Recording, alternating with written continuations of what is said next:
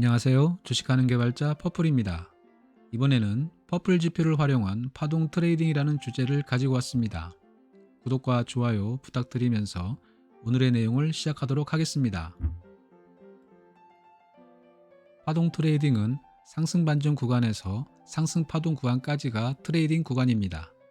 상승 반전 구간에서 매집하고 상승 파동 구간에서 균형을 관리하고 하락 반전하기 전에 청산하고 나오는 것입니다. 그러나 시작부터 문제입니다. 과연 하락하는 중심 밴드가 언제 어디서 상승 반전하는지 어떻게 할 수 있다는 말이며, 상승 파동은 언제까지 진행되는지, 그리고 상승하던 중심 밴드가 언제 하락 반전하는지 어떻게 할 수 있다는 말일까요? 결론은 알 수 없다입니다. 그럼 어떻게 파동 트레이딩을 한다는 것일까요? 여기에서부터 트레이딩의 고민이 시작되었습니다. 바닥이 어딘지 확실히 알 수 있다면 바닥에서 몰빵하면 그뿐일 것입니다. 하지만 현실은 그렇지 않습니다. 그래서 중심 밴드의 상승 반전부터 하락 반전까지의 전 과정을 뜯어보기 시작했고, 그 과정을 담아낸 것이 퍼플 모멘텀과 퍼플 트렌드입니다. 중심 밴드의 상승 반전 구간에서 퍼플 모멘텀과 퍼플 트렌드의 변화를 퍼플 모멘텀의 임펄스 컬러로 정의하였고, 이 컬러에 따라 20일 중심 밴드의 경우 대략 2배인 40회로 분할하고, 종목의 최대 매직 금액 나누기 분할 횟수로 1회 평균 매직 금액을 정의할 수 있습니다. 이것은 1차트 기준이며 타임 프레임에 따라 달라질 수 있습니다. 자, 그럼 퍼플 모멘텀의 임펄스 컬러에 따라 트레이딩 한다고 치고, 중심 밴드가 상승 반전의 징후가 보여서 임펄스 컬러에 따라 매집하고 있는데 상승 반전하지 못하고 다시 하락하는 경우는 어떻게 해야 하는 것일까요? 퍼플 트레이딩은 그러한 이유로 주가의 상승과 하락에 베팅하지 않습니다.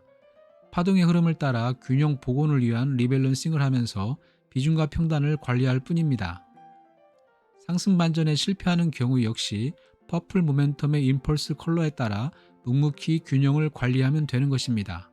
그러다가 상승 반전에 성공하고 상승 파동을 만들기 시작하면 그동안 매집한 수량을 퍼플 모멘텀의 임펄스 컬러에 따라 유지 및 관리하면서 수익을 확대하고 청산 전략에 맞게 청산하는 것입니다. 청산 전략은 중심 밴드의 반전의 징후나 수익률이 주가 등락률의 표준 편차의 특정 배수를 초과하는 경우, 또는 저항 분석을 통한 부담스러운 저항대에서 밀리는 경우에 청산합니다. 청산한 후 임펄스 컬러가 레드가 아니면 재진입하지 않습니다. 이제 퍼플 지표를 활용한 파동 트레이딩에 대해서 좀 더 구체적으로 살펴보겠습니다. 종목의 사계처럼 중심 밴드의 파동도 단계가 유사합니다. 하락하던 파동의 상승 반전 구간은 종목의 사계의 봄에 해당하고, 상승하던 파동의 하락 반전 구간은 종목의 사계의 가을에 해당합니다. 상승 파동은 여름에 해당하며 하락 파동은 겨울에 해당합니다. 업종과 종목은 봄과 여름의 업종과 종목을 선별하고 재무 안정성 필터링을 거쳐 종목을 선정합니다. 늦가을 또는 겨울의 업종이나 종목은 반드시 피해야 합니다. 그럼 각 단계별로 퍼플 지표의 현상과 특징을 살펴보도록 하겠습니다.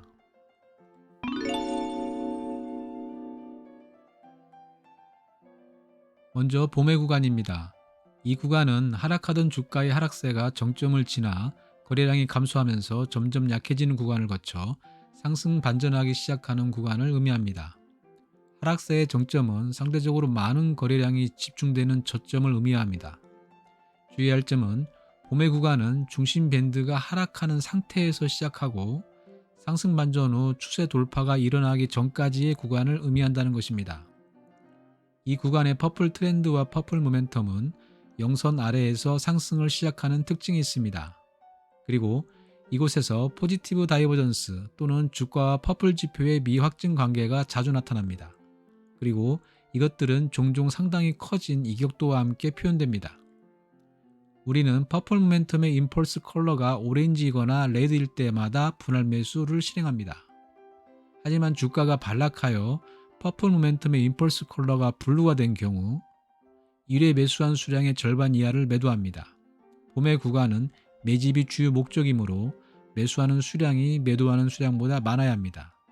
구조적으로 반전의 징후를 보이는 구간에서는 매수의 신호가 많습니다. 그리고 1회 매도 수량은 1회 매수 수량의 절반 이하로 실행하면 매집 수량은 꾸준히 늘어나게 됩니다. 다음은 여름의 구간입니다.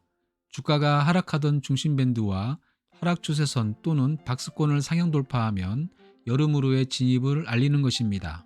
그러나 아직 진짜 여름이라고 확신할 수는 없습니다. 최소한 두 가지를 확인해야 합니다. 중심밴드가 상승 반전하기 전에 거래량이 집중되는 저점을 만들어야 하고 하락 추세선 또는 박스권을 돌파 후 지지에 성공해야 합니다. 그래야 비로소 본격적인 여름의 구간인 상승 파동의 시작이라고 할 수 있습니다. 물론 돌파 시점에도 거래량이 많을수록 신뢰도는 높아집니다. 이 구간에서 역시 퍼플 모멘텀의 임펄스 컬러에 따라 분할 매수와 분할 매도를 반복합니다. 상승 파동의 경우 매도보다는 매수의 횟수가 많아지게 되므로 수익권에서는 이전의 매수량의 절반만 매수하고 매도량은 이전과 동일하게 진행합니다.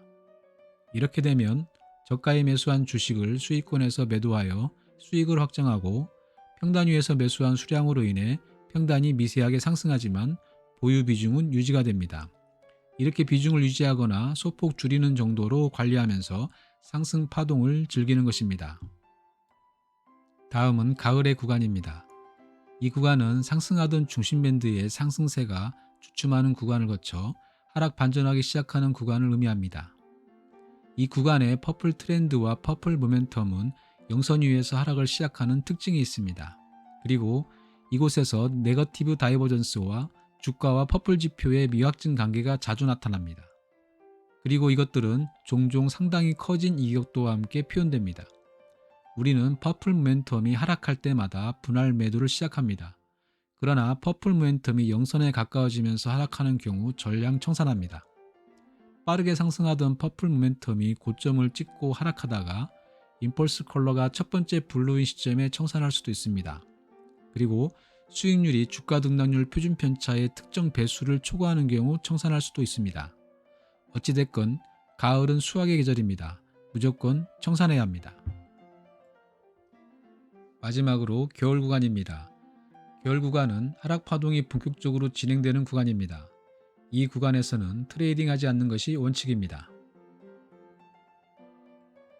이상으로 퍼플 지표를 활용한 파동 트레이딩에 대해서 알아보았습니다. 여러분의 구독과 좋아요는 큰 힘이 됩니다. 더 나은 콘텐츠로 보답하겠습니다. 이상 주식하는 개발자 퍼플이었습니다.